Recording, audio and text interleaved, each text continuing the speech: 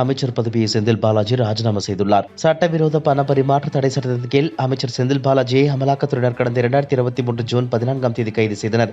இந்த வழக்கு தொடர்பாக கரூர் ராமகிருஷ்ணபுரத்தில் உள்ள செந்தில் பாலாஜியின் தம்பி அசோக்குமார் வீடு, அவரது உறவினர்கள், நண்பர்கள், ஒப்பந்ததாரர்களின் வீடுகள், அலுவலகங்கள், கல்குவாரி உள்ளிட்ட 20க்கும் மேற்பட்ட இடங்களில் வருமான வரித்துறையினர் பலமுறை சோதனை நடத்தினர். இதற்கிடையே புழல் சிறையில் உள்ள செந்தில் பாலாஜி நீதிமன்ற காவல் 19வது முறையாக வரும் 15ஆம் தேதி வரை அண்மையில் நீட்டிக்கப்பட்டது. இலாக்கா இல்லாத அமைச்சராக செந்தில் பாலாஜி தொடர்ந்து வந்த நிலையில் 2 தினங்களுக்கு முன்னர் அவர் வீட்டில் அமலாக்கத்துறை சோதனை நடத்தினார்கள். இந்த நிலையில் இலாக்கா இல்லாத அமைச்சராக தொடர்ந்து வந்த செந்தில் பாலாஜி தனது அமைச்சர் பதவியை ராஜினாமா செய்வதாக அறிவித்துள்ளார். ராஜினாமா கடிதத்தை அவர் ஆளுநருக்கு அனுப்பியுள்ளதாக தகவல் வெளியாகியுள்ளது. அண்ணாமலை தனது ட்விட்டர் பக்கத்தில் தமிழக சட்டசபையில் சபாநாயகர் திரு அப்பாவு மொழி பிரயோகம் செய்தது கண்டு வியப்படைந்தேன். திமுக உறுப்பினராக உள்ளவர்களே பேசுவதற்கு பயன்படுத்துவதற்கு முன்பு ஒரு முறைக்கு இருமுறை யோசிக்கும் மொழியை தமிழக சட்டசபை சபாநாயகர் பயன்படுத்துகிறார். தற்செயலாக டிஎன்டிபிஆர் இப்போது இந்த வீடியோவை நீக்கியுள்ளது. பேச்சாளரின் வார்த்தைகளை தேர்ந்தெடுத்தால் வெட்கக்கேடானது. மாண்புமிகு தமிழக ஆளுநரை மிரட்டுகிறாரா? புள்ளி விவரங்களை காற்றில் வீசுவதும் மக்கள் பார்வையை கையாளுவதும் திமுகவுக்கு புதிதல்ல. திரு அப்பாவு அவர்கள் PM கேரிஸில் பணம் தேவை என்று சொல்வதை விட திமுகவின் முதல் குடும்பத்திடம் கொள்ளையடித்த பணத்தை திரும்ப கேட்கலாம். முழுக்க வெளிப்படைத்தன்மையும் பொறுப்பும் கொண்டது PM கேர்ஸ். குறைந்தபட்சம் நமது மாநிலத்தின் 8,50,000 கோடிக்கும் அதிகமான கடனை அளிக்க உதவும். சபாநாயகரின் இந்த செயல் முற்றிலும் வெட்கக்கேடானது என பதிவிட்டுள்ளார். முரசொலி அறக்கட்டளை அலுவலகம் சென்னை கோடம்பாக்கத்தில் அமைந்துள்ளது. 1825 சதுர அடி கொண்ட இந்த நிலம் பட்டியலினத்தவர்களுக்காக ஒதுக்கப்பட்ட பஞ்சமி நிலம் என பாஜக மாநில நிர்வாகி சீனிவாசன் தேசிய பட்டியலின ஆணையத்தில் முன்னர் புகார் அளித்திருந்தார். இந்த நிலையில் முரசொலி அறக்கட்டளை நிர்வாக அரங்காவலர் RS பாரதி அறக்கட்டளை நிலம் தொடர்பாக விசாரிக்க ஆணையத்திற்கு அதிகாரம் இல்லை என சென்னை உயர்நீதிமன்றத்தில் மனு தாக்கல் செய்திருந்தார். இது தொடர்பாக மேல்முறையீட்டு மனுக்கள் விசாரிக்கப்பட்டு வந்தன. இந்த நிலையில் பஞ்சமி நில விவகாரத்தில் முரசொலி அறக்கட்டளை மீதான புகாரில் அடுத்த கட்ட நடவடிக்கை எடுக்கக்கூடாது என்று தேசிய பட்டியலின ஆணையத்திற்கு சென்னை உயர்நீதிமன்றம் உத்தரவளித்துள்ளது. மேலும் தனி நீதிபதி உத்தரவுக்கு எதிராக முரசொலி அறக்கட்டளை தொடர்ந்த மேல்முறையீட்டு வழக்கில் பட்டியலின ஆணையம் பதிலளிக்கவும் உத்தரவில் கூறப்பட்டுள்ளது. கடந்த ஜனவரி 28ஆம் தேதி பீகாரில் பாஜக ஆதரவுடன் 9வது முறையாக நிதிஷ்குமார் முதலமைச்சராக பதவியேற்றார். இதையடுத்து பீகார் சட்டப்பேரவையில் நிதிஷ்குமார் தலைமையிலான அரசு மீது நம்பிக்கை வாக்கெடுப்பு நடத்தப்படும் என அறிவிக்கப்பட்டது. அந்த வகையில் பீகார் முதலமைச்சர் நிதிஷ்குமார் ஆட்சி மீதான நம்பிக்கை வாக்கெடுப்பு அம்மாநில சட்டப்பேரவையில் நடைபெற்றது.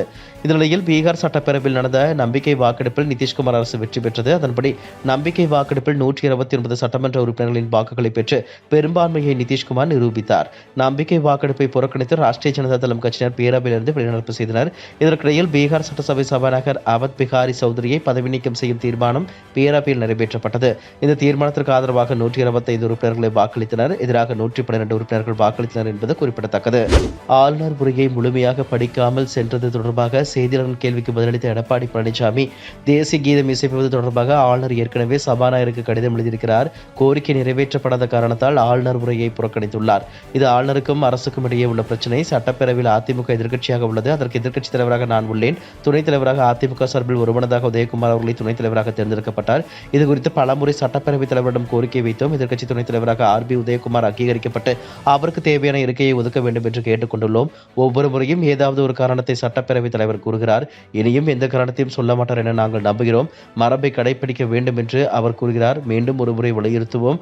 அவரிடம் நல்ல பதில் கிடைக்கும் என நம்புகிறோம். அதை கடைபிடிக்க வேண்டும் என்றால் நாங்கள் வைத்த கோரிக்கையை அவர் நிறைவேற்றுவார் என்று நம்புகிறோம் என கூறினார். காங்கிரஸ் மூத்த தலைவர் சோனியா காந்தி ராஜ்யசபா MP தேர்தலில் ஏதாவது ஒரு மாநிலத்திலிருந்து ராஜ்யசபா MPயாக போட்டியிடவும் இம்முறை தனது லோக்சபா தொகுதியான ரேபரேலியை மகள் பிரியங்காவிற்காக விட்டுக் கொடுத்து அவரை போட்டியிட வைக்க முடிவு செய்துள்ளதாக தகவல் அறிந்த வட்டாரங்கள் தெரிவிக்கின்றன. இதன் மூலம் வரப்போகும் லோக்சபா தேர்தலில் சோனியா போட்டியிடவில்லை என்பது உறுதியாகி உள்ளது. முன்னதாக கடந்த 2019 லோக்சபா தேர்தலில் தனது அமேதி தொகுதியை விட்டு வெளியேறிய ராகுல் கேரளாவின் வயநாடு தொகுதியில் போட்டியிட்டு MP ஆனார். இம்முறை அதே தொகுதியில் களம் இறங்க உள்ளதாக கூறப்படுகிறது. நாடாளுமன்ற தேர்தலில் 6 தொகுதிகளை கொண்ட விருப்பப்பட்டியலை திமுக பேச்சுவார்த்தைகளுடன் VCக்கு அளித்துள்ளதாக தகவல் வெளியானது. அதன்படி சிதம்பரம், காஞ்சிபுரம், விழுப்புரம், திருவள்ளூர், பெரம்பலூர் மற்றும் கள்ளக்குறிச்சி தொகுதிகளை திமுகவிடம் விருப்பப்பட்டியலாக அளித்ததாக கூறப்பட்டது. இந்த நிலையில் தொகுதி பங்கீடு தொடர்பான பேச்சுவார்த்தைக்கு பிறகு செய்தியாளர் சந்திப்பில் பேசிய VCக தலைவர் திருமாவளவன், கொள்கை சார்ந்து இயங்கும் திமுக கூட்டணி இந்தியா வரை விரைவடைந்து இந்தியா கூட்டணியாக உருவெடுத்துள்ளது. சட்டப்பேரவையில் ஆளுநர் நடந்து கொண்ட விதம் கண்டனத்திற்குரியது என்றார். தொடர்ந்து பேசிய அவர், நாடாளுமன்ற தேர்தலில் திமுக கூட்டணியில் 4 தொகுதிகளில் போட்டியிட விருப்பம் தெரிவித்துள்ளோம். 3 தனி தொகுதிகளுடன் ஒரு பொது தொகுதியிலும் போட்டியிட விருப்பம் தெரிவிக்கப்பட்டுள்ளது. 4 தனி தொகுதிகள் கொடுத்து அதில் 3 தொகுதிகளை கேட்டுள்ளோம். அதாவது சிதம்பரம், விழுப்புரம், காஞ்சிபுரம், திருவள்ளூர் தொகுதிகளில் 3 தொகுதிகளையும், மயிலாடுதுறை, பெரம்பலூர், கள்ளக்குறிச்சி ஆகிய பொது தொகுதிகளில் ஒரு தொகுதியும் ஒதுக்க கோரிக்கை விடுத்துள்ளோம் என தெரிவித்தார். இதுபோன்ற செய்திகளை மேலும் தெரிந்து கொள்ள எங்களது YouTube, Facebook மற்றும் Twitter ஆப்களை சப்ஸ்கிரைப் செய்யவும்.